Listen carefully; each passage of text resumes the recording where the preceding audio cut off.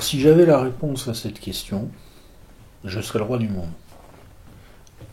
Le problème, c'est que je ne l'ai pas. Le système monétaire international actuel est, passez-moi l'expression, foubard, fucked up beyond all redemption. De toute façon, ça peut pas marcher, ça marchera pas. Ça va finir par révéler que c'est un truc sans support quasiment. Donc on va mettre autre chose à la place. Si je savais ce qu'est cette autre chose, je serais le roi du monde, parce que je connaîtrais l'avenir, parce que c'est ce qui va structurer tout le reste. Le problème, c'est que je ne le connais pas, je ne sais pas. Tout est possible. Enfin, énormément de choses sont possibles.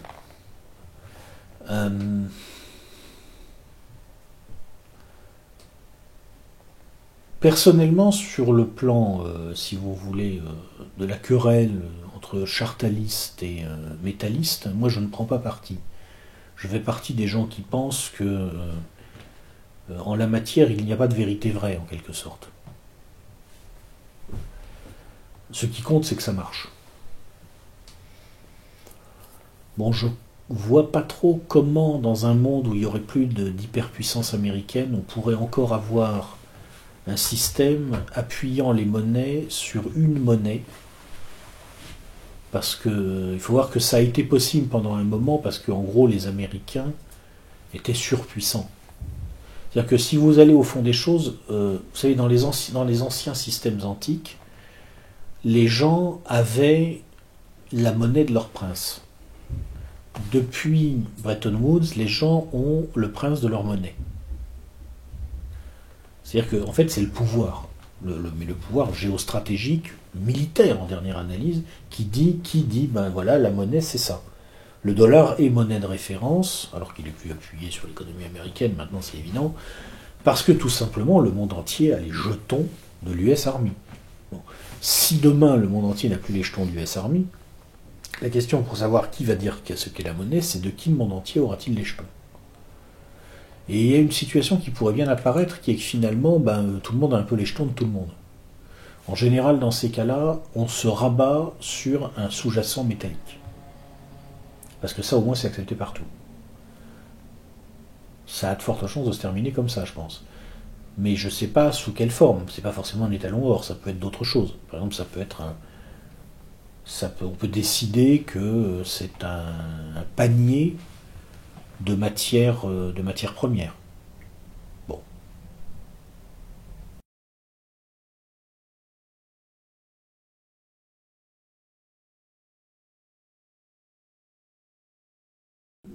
À long terme, ce qui détermine notre avenir, c'est ça, à mon avis.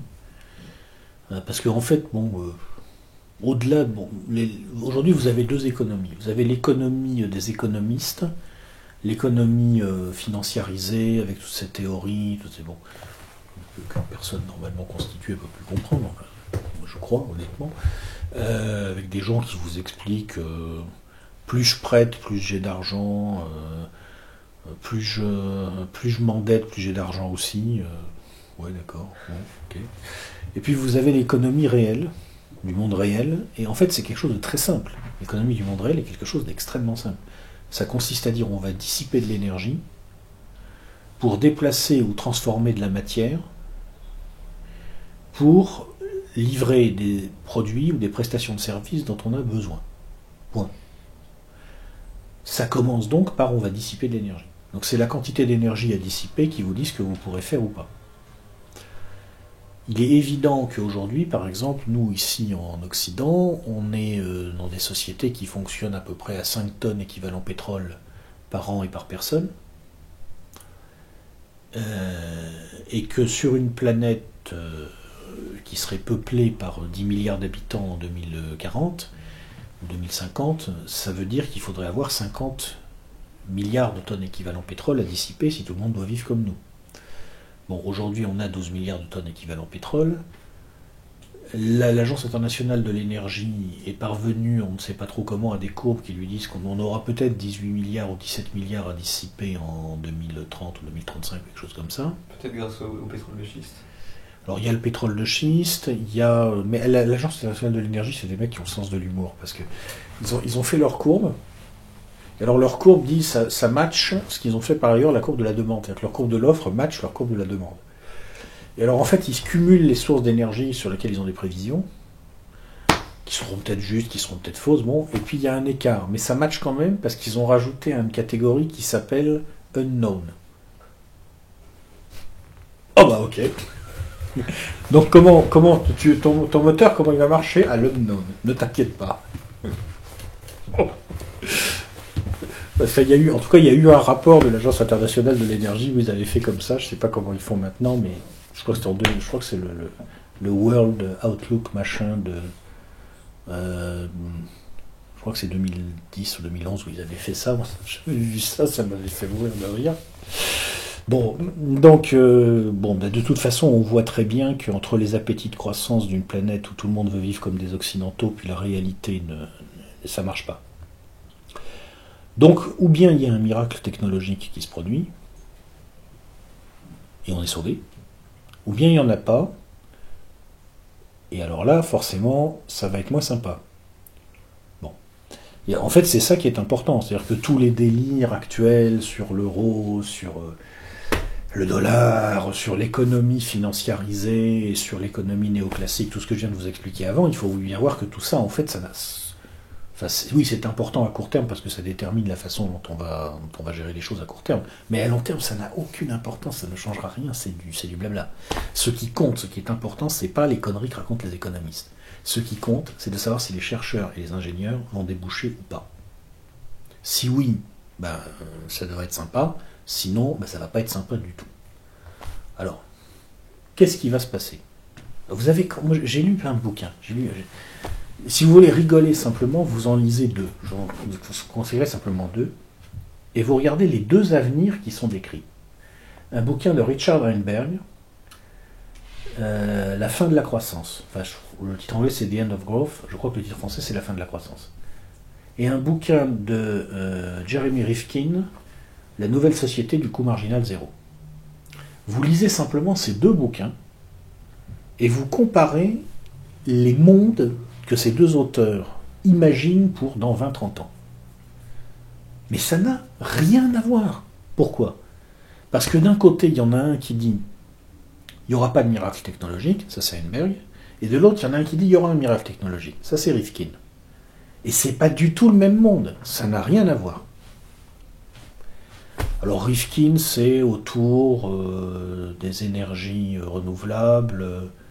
Bon, le scénario Rifkin, moi j'ai un peu du mal à y croire. Je dis pas que c'est entièrement faux ce qu'il dit, mais j'ai un peu du mal à y croire parce que, il admet qu'un équivalent de la loi de Moore va s'appliquer sur l'énergie solaire, par exemple, sauf que c'est pas ce qu'on observe pour l'instant. C'est un peu une vue de l'esprit, son truc. Mais il y a d'autres scénarios qui peuvent amener le miracle technologique, dont entre autres, éventuellement, un nucléaire propre au thorium, on ne sait jamais. Ce que je sais, par expérience, c'est que quand un chercheur vous dit, quand quelqu'un qui doit conduire un projet vous dit « Ouais, ça va marcher, c'est sûr », c'est plutôt mauvais signe. Quand il vous dit « Il est possible que ça marche, et je vais vous expliquer pourquoi », c'est plutôt bon signe. Et quand il vous dit rien, vous pouvez rien en déduire. Pour l'instant, en fait, ils disent rien.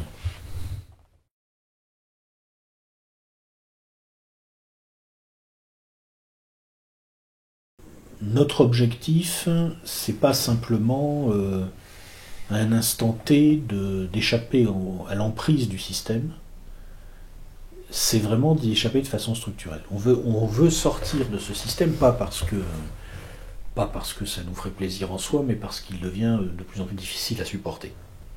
Donc on veut lui redonner une extériorité, et donc on a proposé ce concept, on a introduit ce concept, on va dire, de base autonome durable. Bon. Le concept ensuite a vécu. C'est-à-dire que quand vous mettez comme ça un concept dans le public, il vit sa vie. Là, il n'y a pas de... C'est pas une marque commerciale. Hein. Voilà. Donc il a vécu et il a été repris par un certain nombre de gens dans des contextes très différents. Très différents. C'est-à-dire que il y a eu le concept de base a été repris dans des réseaux survivalistes, je dirais, sécuritaire. Il a été repris dans des réseaux survivalistes non sécuritaires, parce qu'il y a plusieurs écoles à l'intérieur du survivalisme. Il a été repris par des gens qui sont non pas des survivalistes, mais des preppers. Il a été repris par, en partie d'ailleurs, l'association à laquelle vous appartenez, qui l'utilise, qui fait des choses, disons, pas vraiment spécifiquement sur ce concept-là, mais proche et qui le réutilise en partie. Bref, bon, il a vécu sa vie un peu de tous les côtés. Alors, c'est bien, moi je trouve ça très bien, c'est-à-dire que je pense que ce qui est bon, si vous voulez, c'est que d'une manière générale, les gens adoptent une nouvelle posture qui consiste à dire non pas je vais essayer de changer le système, etc., mais dire je vais essayer de sortir du système. Le changer, déjà c'est très difficile, et puis en plus c'est peut-être même pas utile parce qu'au point où en sont les choses, je veux dire, astiquer les cuirs sur le pont du Titanic, c'est pas vraiment un boulot d'avenir, quoi. Bon. Donc, c'est un fils de merde. Bon. Voilà. Donc, c'est bien. Il y a toutes sortes de gens qui ont fait ça dans plusieurs directions. C'est bien. Moi, j'ai une banne qu'on a montée avec des copains. J'en suis très content, honnêtement. C'est heureusement que j'ai ça, quoi. Franchement, heureusement que j'ai ça. De façon très concrète, très pratique, parce que en gros, ça veut dire que je suis plus inquiet par rapport à ce qui pourrait se passer en France dans les années qui viennent. Bon, c'est sûr que si c'est un scénario ultime, Mad Max, bon là. Mais de toute façon, si c'est un scénario ultime Mad Max, ça sert à rien de préparer quoi que ce soit, donc c'est pas la peine de se fatiguer. Mais si c'est un scénario normal, prévisible, qui est en gros, plus ou moins, qui va nous arriver, ce qui est arrivé aux Grecs, matiner, à mon avis, de choses qui pourraient commencer à ressembler un petit peu, malheureusement, à des troubles civils, parce que la France, c'est pas la Grèce. Bon, c'est ce qui nous pend au nez, faut être lucide. Bon, dans un scénario comme ça, avoir un coin... Dans un scénario comme ça se passe là où il se passe rien. Et ben moi j'ai un endroit peinard où il se passe rien. Et c'est très bien comme ça.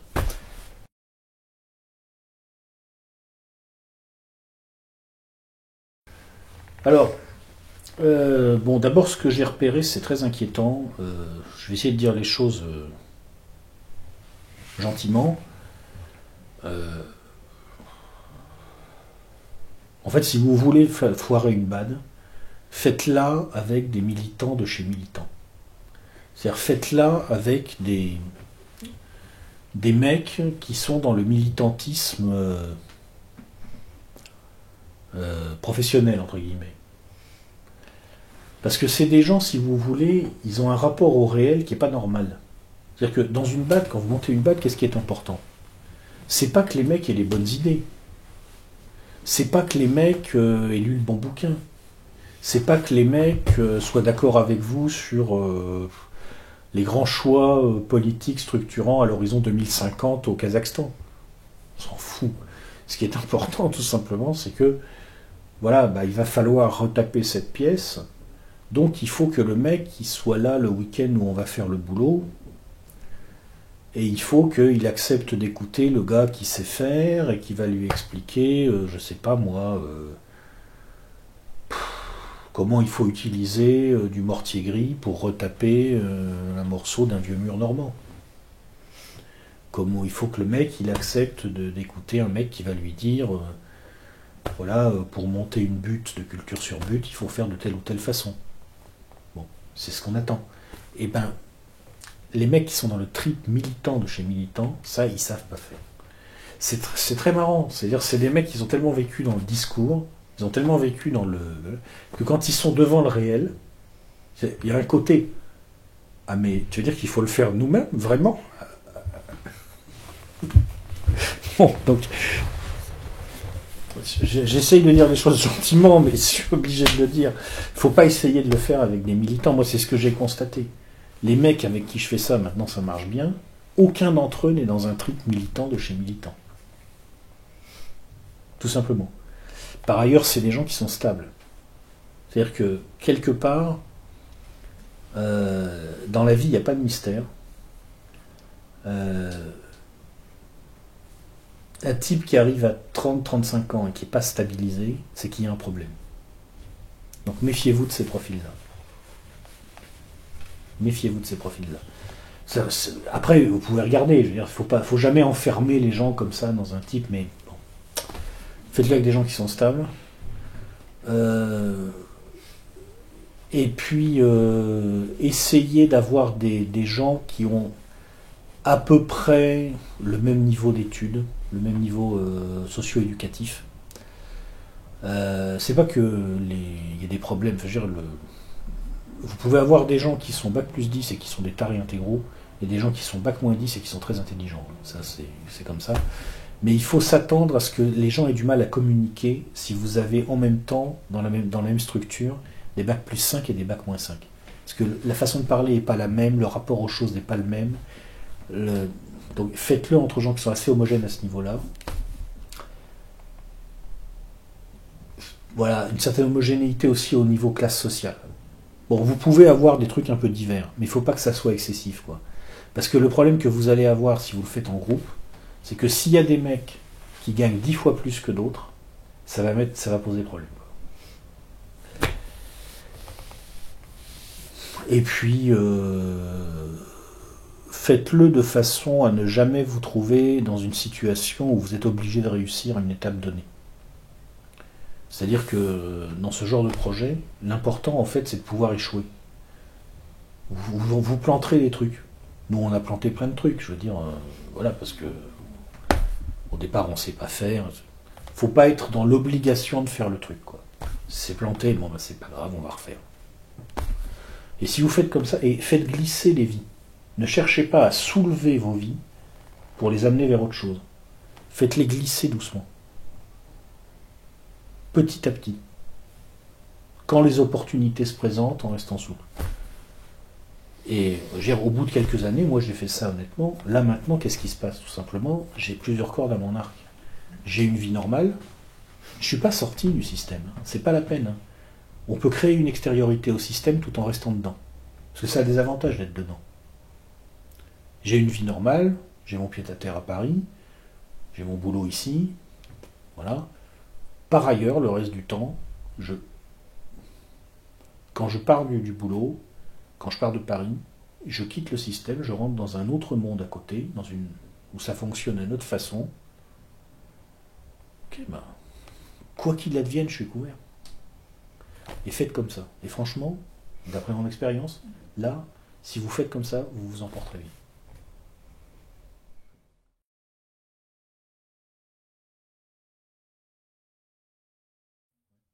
Moi, quand je l'ai lu, le truc qui m'a frappé, en gros, c'est qu'en gros, la question que je me suis posée, c'est à quelle altitude plane Emmanuel Todd.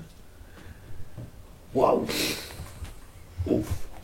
Ah, il n'est pas loin de la satellisation, là, quand même. Mais cela dit, c'est intéressant, ce truc.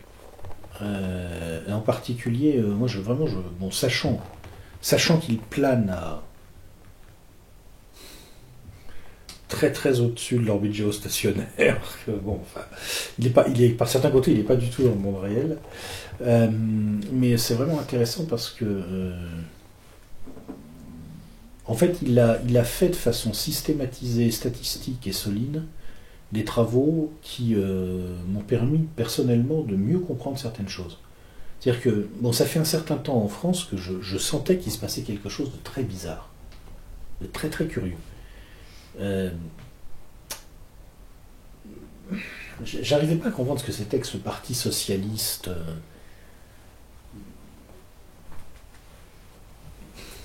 enfin, qu'est-ce que c'est que le gouvernement Valls? Qu'est-ce que c'est que ce trip délirant, mais délirant objectivement, par exemple sur Dieudonné, enfin, Premier ministre de la France qui a que ça à foutre d'aller poursuivre un humoriste, enfin, c'est un sketch, quoi.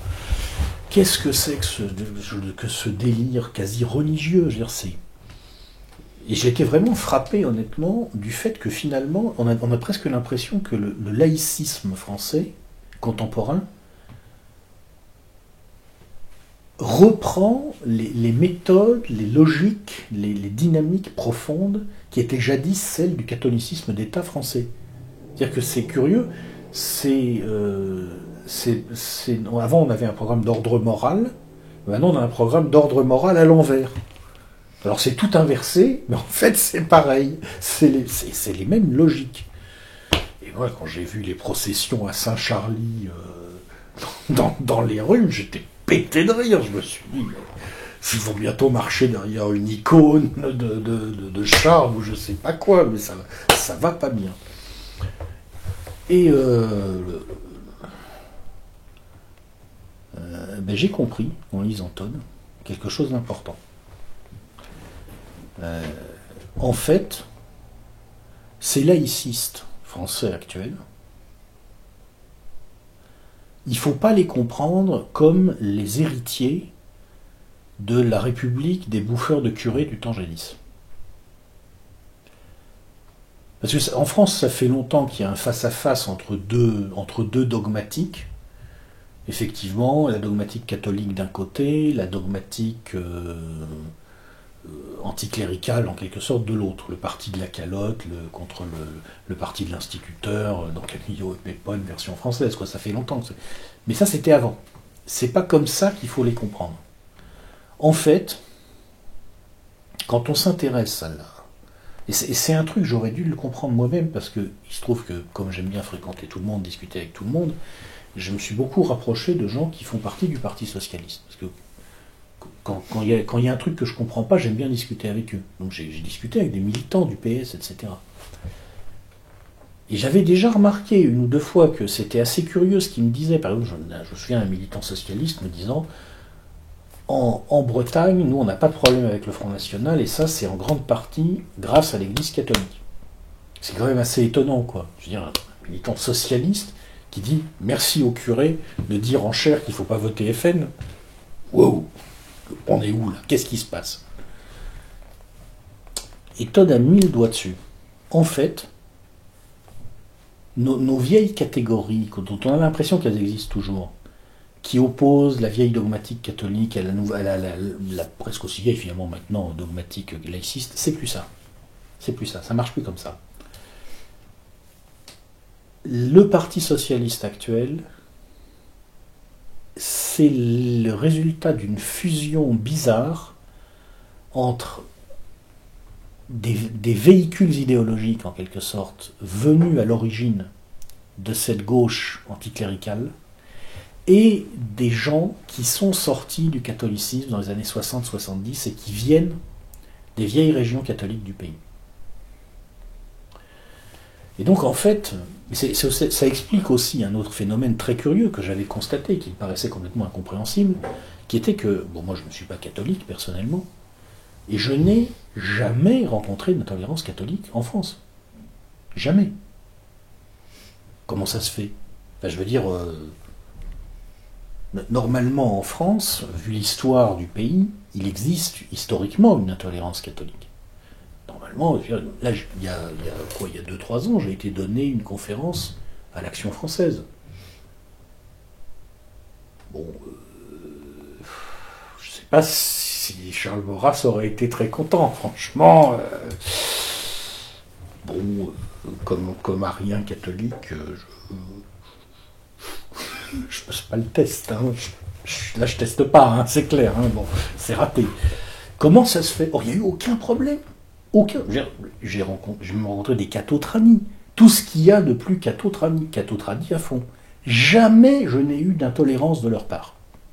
Pourtant, je ne leur ai pas caché. Je leur ai dit, non, moi je ne crois pas que le vin ça devienne du sang pendant la messe, je suis désolé. Aucun problème. Comment ça se fait? Par contre, j'avais rencontré des gens qui avaient des réactions très bizarres, qui n'étaient plus dans le catholicisme, mais qui me donnaient l'impression de vouloir en quelque sorte, curieusement, se raccrocher à l'héritage catholique quand ils étaient confrontés, de ma part, à l'affirmation d'une religion extérieure au catholicisme. C'était très bizarre. Et souvent des gens de gauche, effectivement. Et Todd a mis le doigt dessus. Et ça, il faut le lui reconnaître. Et vraiment, il faut lire son bouquin là-dessus, ça permet de comprendre des choses. Sur où sont les problèmes aujourd'hui en France, et donc où ils ne sont pas. Donc c'est un très bon livre.